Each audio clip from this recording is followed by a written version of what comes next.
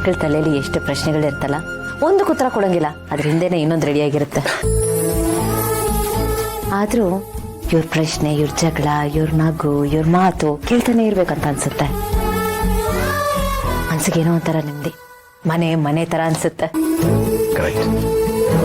But ಒಂದೊಂದ್ಸಲ ಅವ್ರು ನೋಡಿದ್ರೆ ಬೇಜಾರಾಗುತ್ತೆ. ಅಲ್ಲ, ಇವ್ರಿಗೆ ಖುಷಿ ಹುಡ್ತಾಗ್ಲಿಂದಾನೆ ಸಿಗ್ಬೇಕಾಗಿತ್ತು, ಆದ್ರೆ ಈಗ ಸಿಗ್ತದೆ, ಅದಕ್ಕೆ ಬೇಜಾರು.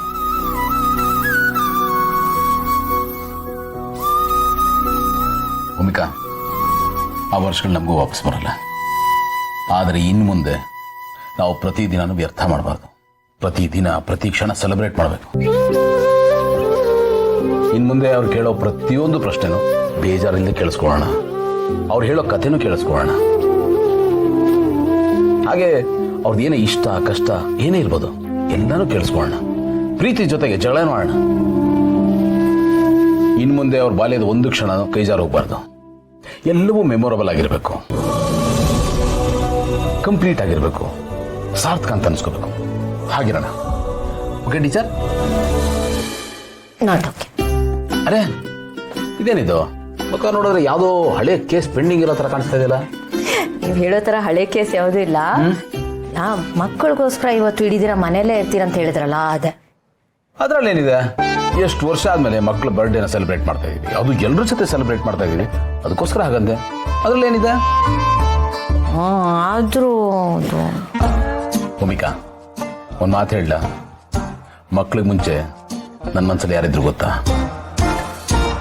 ಕೋಳಿ ಮೊದ್ದರಿ, ಆಮೇಲೆ ಮೊಟ್ಟೆ.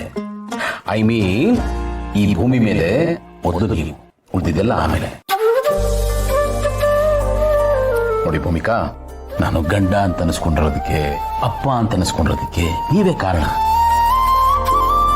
ನೀವು ಬರಕ್ ಮುಂಚೆ ನಾನು ಬರೀ ದಿನ ಕಳೀತಾ ಇದ್ದೆ, ದಿನ ದೂಡ್ತಾ ಇದ್ದೆ.